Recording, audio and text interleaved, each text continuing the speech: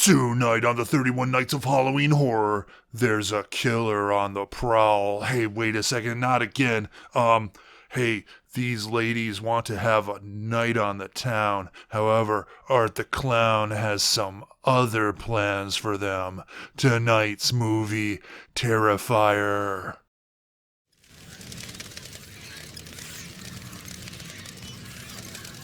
Hello everybody and welcome back to another episode of the 31 Nights of Halloween Horror! Triskaidekaphilia! And let me tell you something. We are not afraid to mix it up here on the 31 Nights of Halloween Horror. In fact, it is well advised. So, tonight we are going back, or forward, I guess, to the modern times, as you will, the movies made within the last 10 or so years, 10, 20 years, whatever. That's considered modern. Anyways, 2000 and above, right?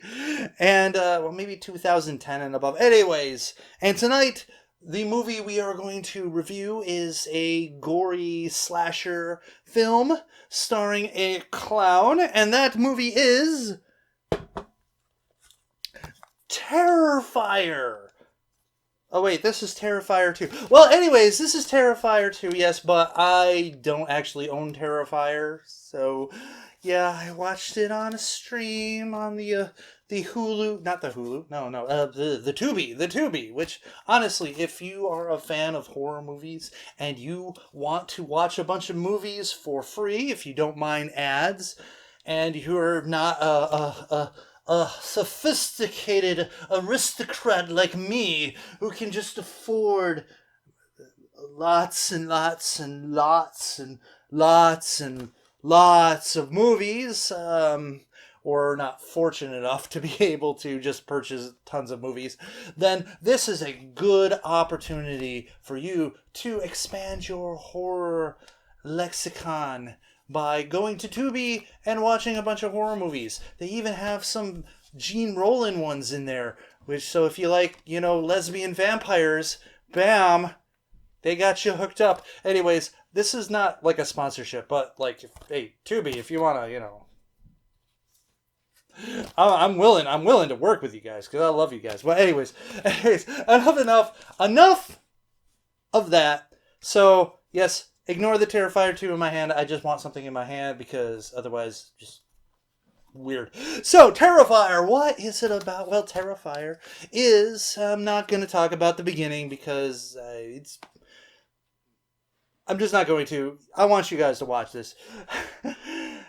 So, it really is about these two women who are out on the town partying, and they stop off at a local pizza place for a snack, try to sober up. And of course, there sitting is a clown in full makeup with a bag. And of course, one of the drunken women decides to tempt fate by being a complete ass and tries to take selfies with the clown and all that stuff. And the clown doesn't look like he's having any of it. Anyways, they leave, go back to the car, find out their car has their tires slashed, and so one of the girls tries to get into this building that they're at so that she can call for some help. She calls her sister, who's studying for an exam of some sort, and she's going to come down and pick them up. And of course,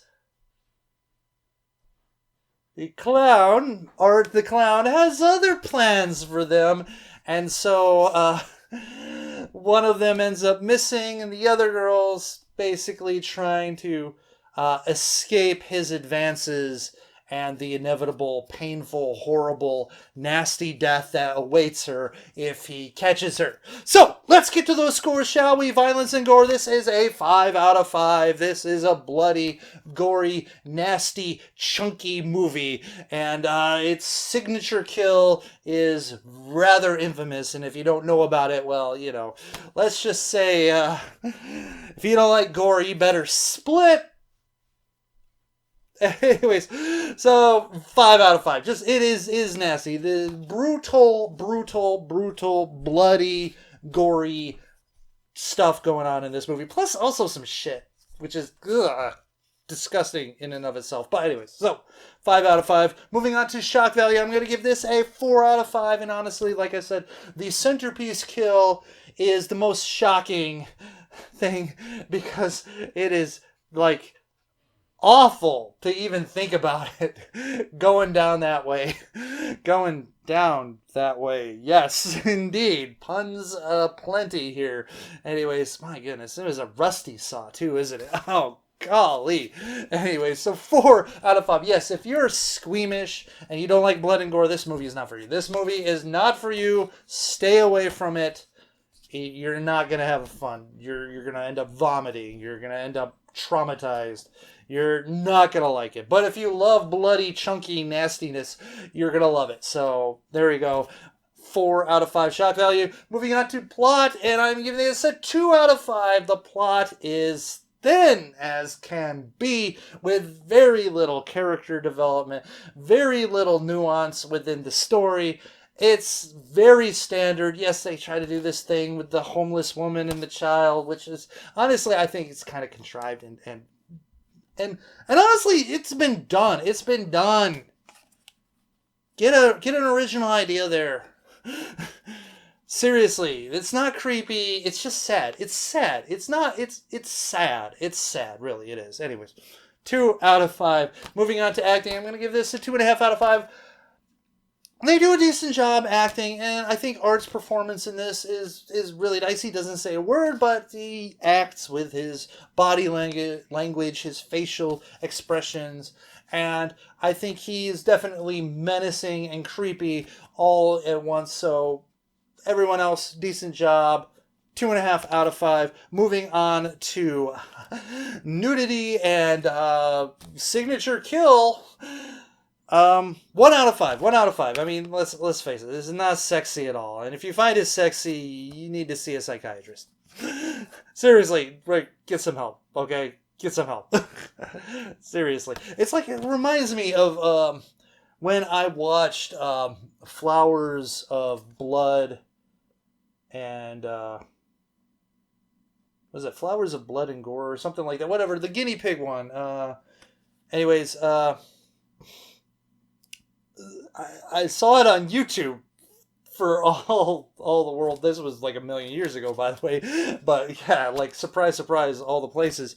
And of course, one of the comments in there is like, the violence is fake, but the boner is real. I'm like, dude, I know you did that for comic purposes because it's funny, sick funny, dark humor funny, but it's serious, man. Like issues, dude. Seriously. Okay. So, 1 out of 5. So, moving on to enjoyment factor. And I'm going to give this a 3 out of 5. Look, I like bloody, I like gory stuff. But as I said way back, oh my God, when I talked about Flowers of Blood and whatever, that guinea pig thing, is I also like story. And I like having stories surrounding the violence and stuff like that. It's just, like sometimes like it can come across as soulless and overdone, and you don't get a chance to kind of like reset yourself. You know, you're exposed to this nastiness, and then usually the plot helps you center yourself back into closer to reality, and then you go back into, and the plot in this movie is really weak, and the characters are really weak, and so I enjoy the effects. I enjoy the shock value of it, but it doesn't have enough to elevate it higher than that. So just a 3 out of 5. And my overall impression of this film is a 2.5 out of 5. Honestly, it's without the blood and gore effects, the movie is pretty average. Like I said, below standard plot. You know, like the killer, yes, I know he's supposed to be mysterious, and that's a thing, but just I don't give a shit about these characters, really. They're just there. They're just cattle waiting to be slaughtered, for all I know. It's like there's just no depth, and therefore it's a really average movie. Now, if you want to watch Terrifier 2. Is Terrifier 1 necessary? No, not really, but it definitely gives you a lot of context for Terrifier 2, and it's a good stepping up. It's not a bad movie. It's just outside of the blood and gore and the shock, it's not anything special outside of that.